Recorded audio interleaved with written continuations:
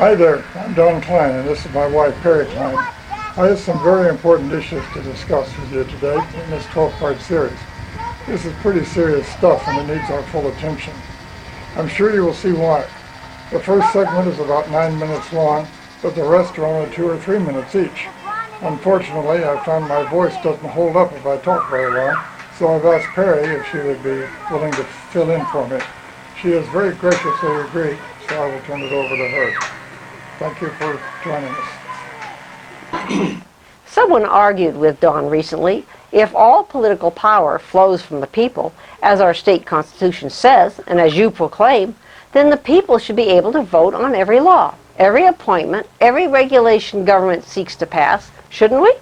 Isn't that what democracy is all about?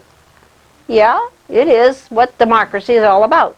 And it is exactly why democracy doesn't work. The idea that we have a democracy in this country is a propaganda thesis of the communist insurgency we have been ignoring since the 1920s.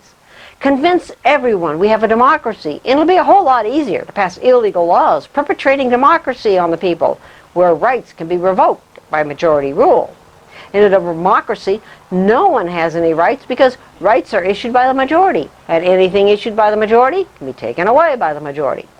That would make us no different than any other Western so-called democracy, where so-called rights are nothing but revocable privileges to be issued for supporting tyranny and taken away for opposing it.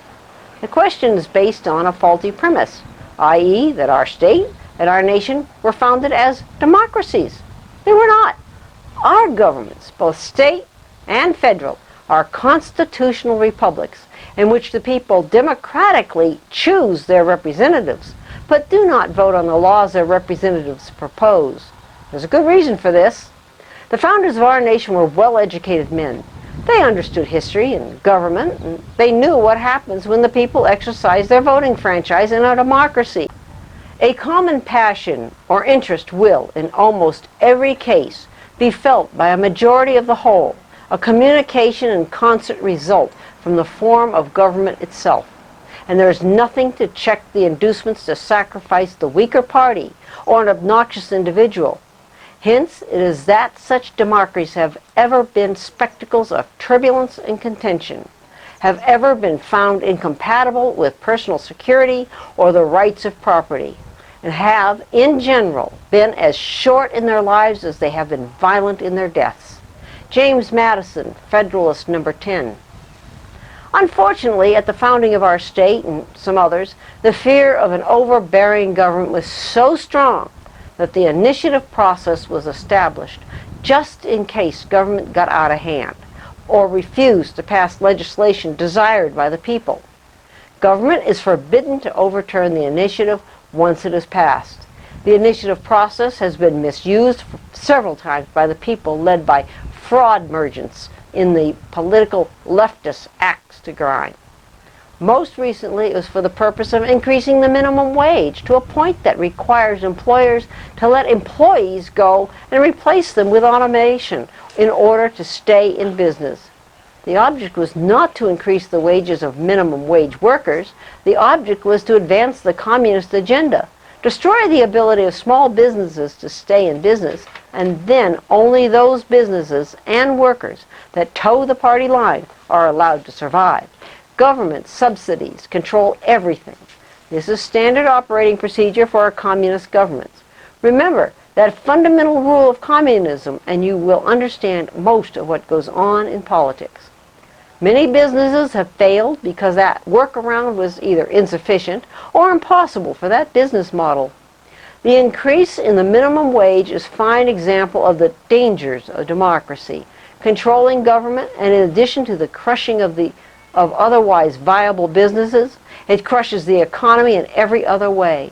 Every business has to increase its prices in order to stay afloat, and every businessman is also a consumer who now has to pay higher prices in the marketplace. Therefore, even if he has no employees, he has to charge more for his services. Landlords, for example, have to raise the rent they charge tenants, and thus the higher minimum wage doesn't help minimum wage workers. It destroys it, for its scam was to allow the the poor to get ahead of their costs. And their costs rise at the same or sometimes higher rate than their wages. And everyone has to depend on government to survive. Newsflash to minimum wage earners advocating for a higher minimum wage. Minimum wage jobs are not intended to give you the means of buying a home and raising a family. They are intended to give you work experience, to teach you responsibility, to develop a work ethic, and to give you the incentive to set habits of punctuality, etc., while you get an education so you can earn a decent living in the future. Work ethic. If you are being paid by an employer to do a job, you have an obligation to be on time. Do the job and learn how to do it better for the benefit of the employer. If your employer is paying you a wage, you are on his time to do the job he sets for you. You can do what you want in your own time. Thanks for your time.